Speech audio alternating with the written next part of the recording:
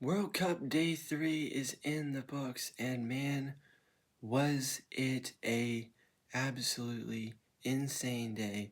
4 games, the first 4 game slate on tap, and it all kicked off with Qatar versus Switzerland at the 2 o'clock slot. It was a phenomenal game, as we'll get into all 4 games here, recap them all, just as we're doing every day of this tournament.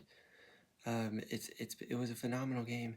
Qatar and Switzerland, both these teams going at it in Group B, trying to go to the top of the table after Canada and Bosnia drew the day prior.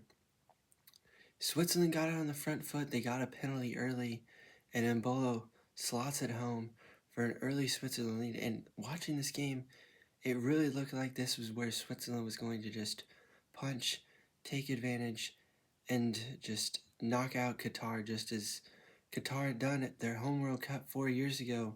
They had not been able to do really anything in that World Cup, but this was not the same. Switzerland backed off the gas surprisingly and was really not able to get anything going for the rest of the game. There's a few chances, but not much, and this game rode 1-0 late into stoppage time, and slowly but surely, Qatar found their way, and all of a sudden it's a cross into the box, and it's headed home for a massive point for Qatar, their first ever World Cup point, and it's a huge one. Qatar now draws level with everybody. Canada, Bosnia, Qatar, and Switzerland all even on 1 point after 1 game. And the favorites of the group, in my opinion, Switzerland, miss a huge opportunity for 3 points.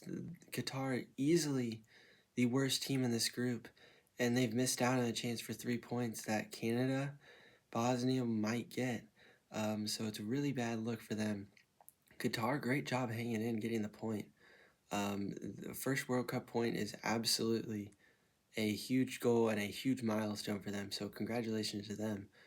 And then it moved into the 5 o'clock hour, where you had the second game of the day, the most anticipated game of the tournament thus far, Brazil versus Morocco, battling in Group C.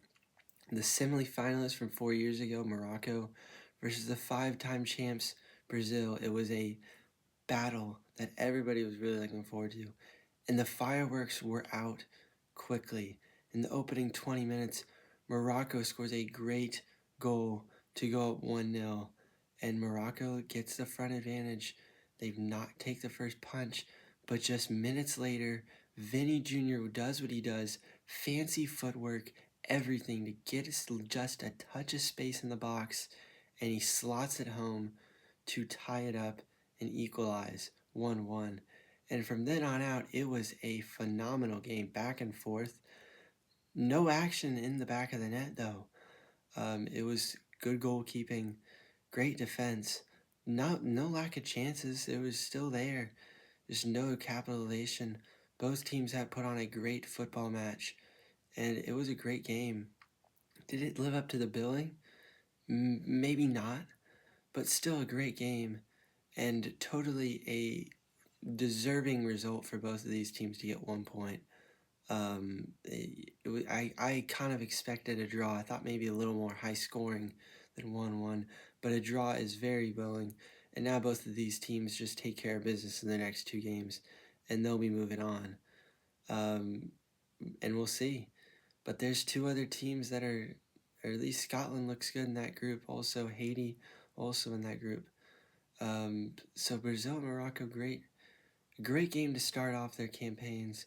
They're going to need 3 points in the next 2, though, as they'll be battling off at the top of Group C. The third game of the day was Haiti versus Scotland. Both of these teams, what a ride it was for their fans. Just to see them both play at Gillette Stadium was probably a treat for both of them, both coming off 50-plus year waits to get back to the World Cup, and finally in this expanded edition, they are in, and they get their first game in Gillette Stadium in Group C, and it was Scotland who took advantage, John McCain puts home a goal, and it was just hanging on for dear life from there. Scotland goes the entire second half and keeps them out. Haiti, I mean, for what you expected out of Haiti, it was about what you thought. Haiti, I don't think anybody really expected them to go and do anything crazy this tournament, but this is probably was the game that if they were going to get any points, it was going to be here. Is now they've got Brazil and Morocco coming up, which are going to be really tough games for them. Um, but hats off to them, they're here, and they played not a bad game. 1-0, where they were in it till the end. Scotland just was the better team, and Scotland gets a great 3 points. And now, hey, if you're Scotland, you feel like you're in a good position. They're sitting top of the group after day one. Yes, they still have Brazil and Morocco on tap, but if you're one sneaking win away from finding your way into the bracket, getting yourself in the knockout stage. So let's see what the Scottish team can do. They've got players, Scott McTominay, Andy Robinson. They've got guys on this team. See what Scotland can do. And then finally, the last game, the game that I was unable to watch because it was late, 11 p.m. kickoff Central Time, midnight Eastern Time. Australia versus Turkey, the Group D finale, as one of these teams was going to go top with the United States men's team, and it was surprising. The Socceroos from Australia punched first, a big goal, and Turkey was talking before the game. They said, I think it was Kalhanoglu, who said before the game that he didn't think that they could keep up and that it was going to be all Turkey in this game, and it was the complete opposite. Australia played great in the back, 5 in the back. After watching highlights and kind of getting a recap of this, Australia just outplayed them, played great, phenomenal football, and totally deserving of the 3 points and a battering of 2-0. It was a phenomenal game. Australia was able to put it away, secure a crucial 3 points. They'll go second off goal differential, but tied with the U.S. on points. And now, if you're Turkey, the co-favorites, I would say, with the U.S. to win this group, now sit bottom. Well, not bottom, third, but tied for bottom with Paraguay. They've got a big one coming up with Paraguay. They need 3 points right there. And then they've got the U.S., which looked like it was going to be U.S.'s biggest game. But now if we take a little flip to a U.S. perspective, they have Australia coming up on Friday. That is a massive game. That will be to go top of the table fully on points. If they can win it or even draw, they'll still stay top. If they can do that, the U.S. are going to be in a really good position going into the final match day, and you really love their positioning no matter the result of that Paraguay or Turkey game. As a U.S., I mean, it doesn't really matter right now what happens outside of how the U.S. is playing, just with how they're playing.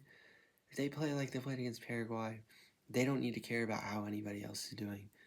They just need to be focused on themselves. Australia is same position. They put themselves in a great position beating a great team in Turkey. They've really got a built-in 3 points, we'll see, from Paraguay, who could take 3 against Australia or steal a point. But Paraguay looks like the weakest link of the 4 of Group D so far. So we'll see.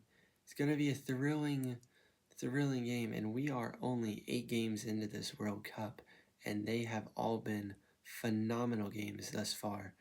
Really looking forward to the rest of this World Cup. As today games happened, we'll be recapping that tomorrow, and then more games on tomorrow, or tomorrow, yeah, I don't know what day or whatever this would be. But yeah, great games, all of them. Really looking forward to the rest of this World Cup. I'll keep recapping it every day. See ya.